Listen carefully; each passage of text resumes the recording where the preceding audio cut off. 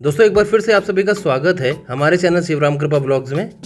आप देख रहे हैं कानपुर मेट्रो प्रोजेक्ट सीरीज का 21वां एपिसोड, जिसमें हम अक्टूबर महीने की आगे की वर्क अपडेट जानेंगे। उम्मीद है आपने पिछला एपिसोड एंजॉय किया होगा। यदि आपका वह एपिसोड मिस हो गया है तो कृपया उसे पहले जरूर देखें, अदरवाइज आप एक सीक्वेंस की कंटिन्यूटी मिस कर देंगे। तो चलिए आज की वीडियो की शुरुआत करते हैं। कहते हैं जब भी कोई सिविल वर्क में बड़ा कार्य करना होता है तो उस काम की शुरुआत होने से पहले कुछ नामकरण किए जाते हैं, जिन्हें सफल और साथ साथ शुभ भी माना जाता है। कुछ ऐसा ही सीन आपको कानपुर मेट्रो प्रोजेक्ट में दो जगह देखने को मिलता है। पहला, इसके पहले कॉरिडोर के पहले अंडरग्राउंड सेक्शन में, जहां पर नाना और तात्या टीबीएम मशीन लॉन्च की गई थी, और दूसरा यहाँ इसके दूसरे अंडरग्राउंड सेक्शन में, जहां से आज़ाद और विद्यार्थी टीबीएम लॉन्च की गई, और इनका क्रमशः नाम पड़ा चंद्रशेखर आज़ाद और गणेश शंकर विद्यार्थी जी के नाम पर। इन दोनों महापुरुषों के नाम पर इन्हें सफल बनने के लक्ष्य से लॉन्च किया गया है। दोस्तों अब हम पहुंच चुके हैं बारादेवी मेट्रो स्टेशन के आगे के रैंप की ओर, और यहाँ से यह ट्रैक अंडरग्राउंड टनल से जुड़ने के लिए तैयार है। इसके ठीक आगे स्थित स्वदेशी कॉटन मिल के पास टीबीएम का लॉन्चिंग शाफ्ट तैयार किया गया है, जहां से अप लाइन में जुलाई महीने में लॉन्च की गई आज़ाद टीबीएम, और अभी यानी सितंबर के आखिरी हफ्ते में डाउन लाइन से लॉन्च की गई विद्यार्थी टीबीएम, जिनमें से आज़ाद टीबीएम ने कुछ 100 मीटर का सफ़र भी तय कर लिया है, और अब इसे यानी विद्यार्थी टीबीएम को यहाँ लॉन्च किया जा रहा है।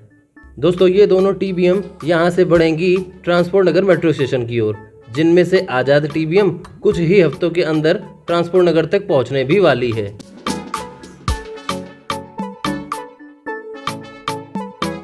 दोस्तों ये है वो लॉन्चिंग शाफ्ट जिसकी अभी मैं बात कर रहा था, और यहीं से आज़ाद और विद्यार्थी टीबीएम को लॉन्च किया गया है।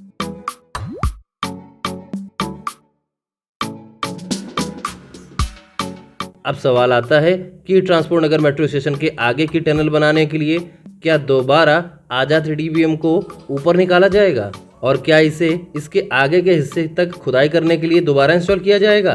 तो ऐसा बिल्कुल भी नहीं है। दोस्तों इस सिविल वर्क में एक प्रक्रिया होती है जिसे बोलते हैं ड्रैगिंग प्रणाली। अब मैं आप व्यूअर्स को अगर कुछ कम शब्दों में समझाना चाहूँ तो इसे आप ऐसे समझ सकते हैं कि जैसे ही आज़ाद टीबीएम ट्रांसपोर्ट नगर मेट्रो स्टेशन पहुंचेगी, वहां से मेट्रो स्टेशन के अंदर से ही उसे बाहर निकालकर उसके अगले हिस्से में इंस्टॉल कर दिया जाएगा, जहां से वह दोबारा जाकर झकरकट्टी की ओर अपनी खुदाई कंटिन्यू करेगी। इस पूरी प्रक्रिया को बोलते हैं ड्रैगिंग प्रणाली। पिछले बीते कुछ महीनों में अंडरग्राउंड सेक्शन का वो पहला पार्ट, जहां पर नाना और तात्या टीबीएम ने भी कुछ इस प्रकार ही काम किया था, जो कि अब यहाँ पर आज़ाद और विद्यार्थी टीबीएम द्वारा किया जाएगा। और ये है ट्रांसपोर्ट नगर मेट्रो स्टेशन के ऊपर का व्यू। फिलहाल यहाँ पर इसके ऊपर की ओर रोड की कंडीशन में कोई सुधार देखने को नहीं मिलता है। हालांकि जाहिर सी बात है अंडरग्राउंड सेक्शन में काम चल रहा है, लेकिन ऊपर भी हमें ज़्यादा कुछ अंतर नज़र नहीं आता। मेट्रो स्टेशन में एंट्री के लिए यहाँ दाहिने हिस्से में यह एरिया दिया गया है, जहाँ से आप पहुँचेंगे ट्रांसपोर्ट नगर मेट्रो स्टेशन में।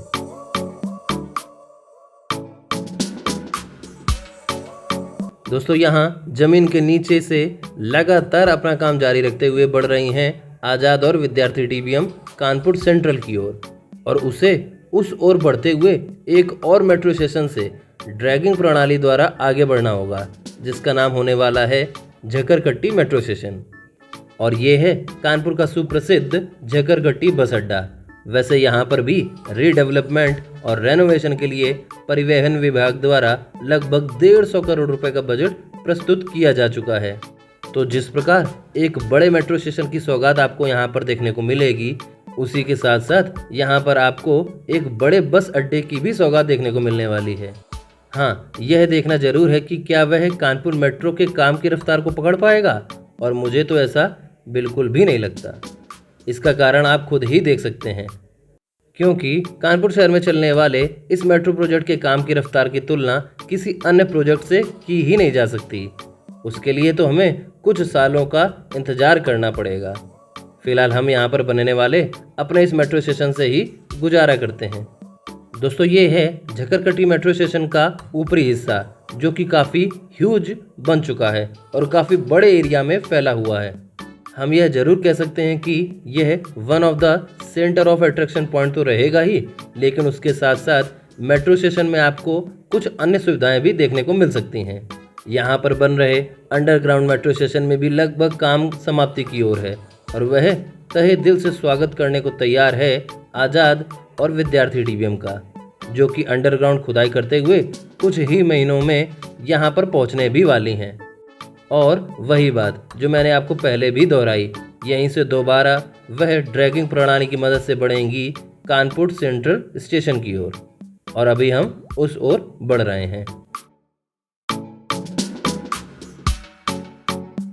दोस्तों अब हम पहुंच चुके हैं भारत के तीसरे सबसे व्यस्त रहने वाले रेलवे स्टेशनों में से एक, ये है कानपुर सेंट्रल, जहां पर पुरानी पार्किंग एरिया में बनाया गया है हमारे मेट्रो स्टेशन का ऊपरी हिस्सा, या आप इसे एंट्री पॉइंट भी कह सकते हैं। और जितना भी यह आप अदर बैरिकेड्स देख रहे हैं दोस्तों, यहाँ चल रहा है कानपुर सेंट्रल रेलवे स्टेशन का रेनोवेशन का काम। जी हाँ, यह दोनों ही काम यहाँ पर तेज रफ्तार पकड़े हुए हैं। अब पहले बात करते हैं मेट्रो वर्क की। दोस्तों लगभग 2 हफ्ते पहले तक तो ऐसा लगता था कि चुन्नीगंज से नयागंज तक मेट्रो दिसंबर महीने से ही चलने लगेगी, लेकिन अब अगर यहाँ के काम की बात करें तो नयागंज के आगे दोनों अप और डाउन लाइन, यहाँ दोनों की टनल्स तैयार हो चुकी है और साथ ही साथ उनका ट्रैक भी लगभग बनकर तैयार हो चुका है। तो जहाँ तक मेरा मानना है, कहीं ऐसा ना हो कि इस साल के अंत तक या फिर नए साल के पहले महीने में ही यूपीएमआरसी कानपुर सेंट्रल से सीधा चुन्नीगंज तक की मेट्रो की कनेक्टिविटी हमें प्रोवाइड कर दे। हालांकि मोती झील और चुन्नीगंज से आया हुआ मेट्रो का वह ट्रैक नयागंज तक तो कंप्लीट हो चुका है और वहां तक ट्रायल रन भी कुछ ही हफ्ते पहले सफल पाए गए।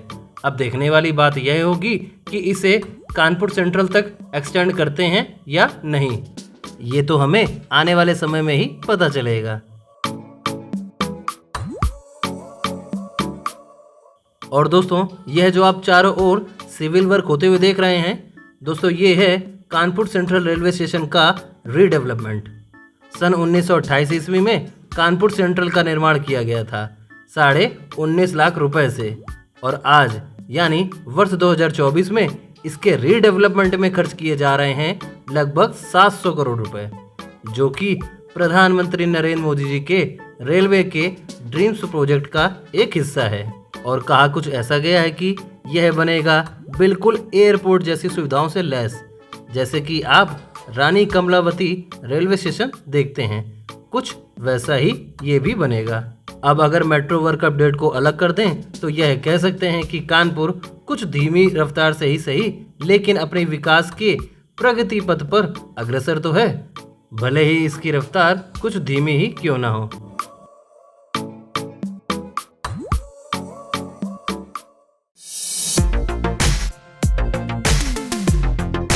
तो दोस्तों हमारे आज के इस छोटे से वीडियो में बस इतना ही।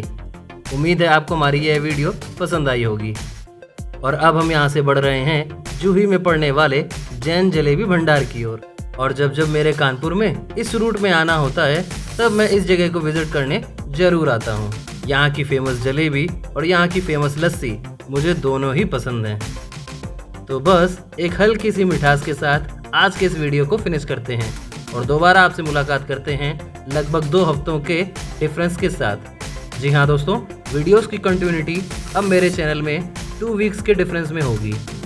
एक और मेट्रो की वर्क अपडेट आपको देखने को मिलेगी, जो कि होगी नयागंज से मोती झील तक की ओर। तो हमारी इस सीरीज़ की अगली वर्क अपडेट भी ज़रूर देखिएगा। और बस इसी तरह सपोर्ट करते रहिए और देखते रहिए शिवराम कृपा ब्लॉग।